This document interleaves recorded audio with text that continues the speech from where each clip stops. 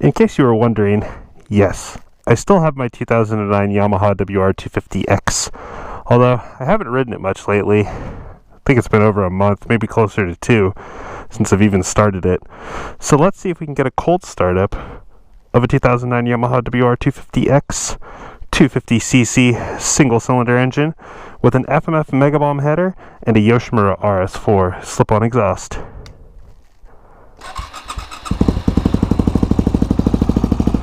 That's amazing. Gotta be at least a month and a half since I started this thing. Well, let's go ride. Hi, I'm Chad, and welcome to another motovlog. Now today's motovlog is going to be more of an instructional video. Today I am going to give you some tips on how to rev match your downshifts on a motorcycle while using the front brake. Now this is a technique that I have a lot of experience applying because for the longest time I had a motorcycle without a slipper clutch, my Daytona 675R, that I was taking to the racetrack. Without a slipper clutch, if you go to use the clutch to downshift, you have to slip it yourself very carefully if you're not going to match your revs to prevent the rear wheel from locking up. You have to be very careful, or alternatively, again, you can match your revs. So what's that look like? Pulling the clutch in while you do your downshift, but giving the throttle a little blip at the same time to raise the engine speed to match the wheel speed in the gear that you're going down to, like so.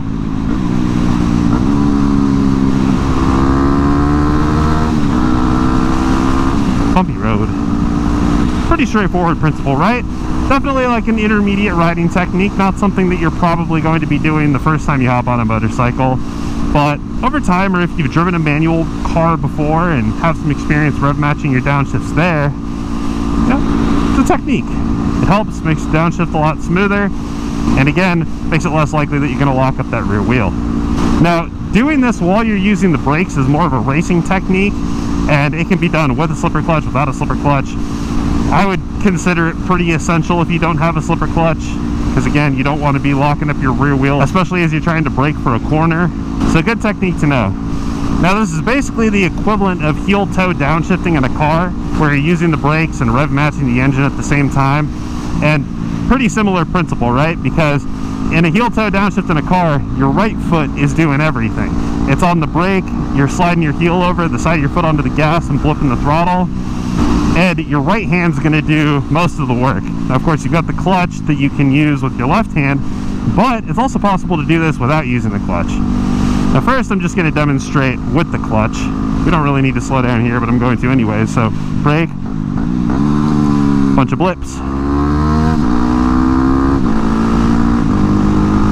Now there's a few tricks to this because, of course, you know, you're moving your right hand while you're applying pressure to the brake lever. So it is possible to relieve some of that pressure as you blip the throttle, which is going to create a kind of jerky motion like this, which is very confidence uninspiring, if that's a word. Whee! Let's pass this truck. Yeah! All that horsepower. So there's a few tricks to doing this. The biggest one that I've found is just trying to keep your arms loose. Using your core and your legs to brace yourself against the gas tank, or in my Supermoto's case, really just the side panels, because that's all I got here. And they're kind of slippery on this bike too, because I don't have tank grips or anything on it. But on my Daytona 675R, for example, it's a lot easier. I've got tank grips.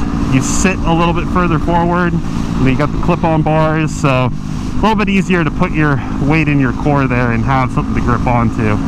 But by keeping your arms loose, you have a little bit more control over the throttle, the brakes, like so.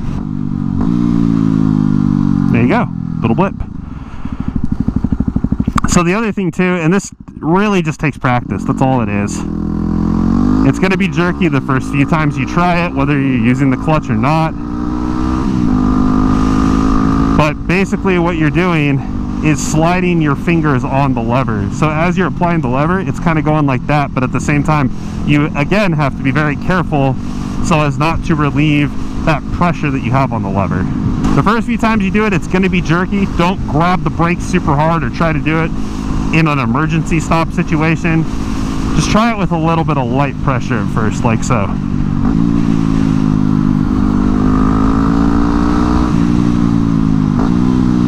It's also helpful to load up the front suspension first, so be on the brakes and have the front suspension compressed about as far as it's going to, so pretty close to whatever your max brake pressure is going to be for that particular deceleration or stop before you start blipping the throttle. But at the same time too, if you're applying this in a racing situation, you're going to want to get your downshifts done early, because the last thing that you want to do is be trying to downshift when you're already turned into the corner. You just run the risk of upsetting the chassis of the bike, getting a little unstable, messing up the corner, making a mistake. So again, we're going to brace the tank with our legs, grab the lever, load up the front suspension, blip the throttle while doing our best to slide our fingers on the lever and not relieve the pressure that is on it. And then you can do this without the clutch too. The clutch is not absolutely necessary.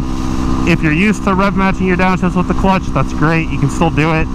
I prefer to not have to worry about the clutch lever. It's just one more thing to think about, in my opinion, especially when you're on the racetrack. And when you are downshifting on the brakes, there's a lot less load on the rear wheel and the transmission and everything. So if your blip isn't quite perfect, the bike's still going to do a downshift, and if you have a slipper clutch, it's going to take up for the variance in wheel to engine speed there anyways.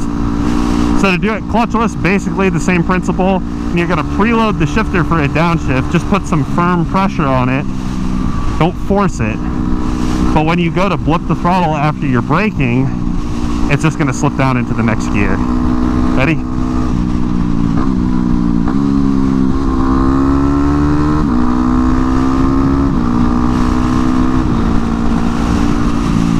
That's pretty much it.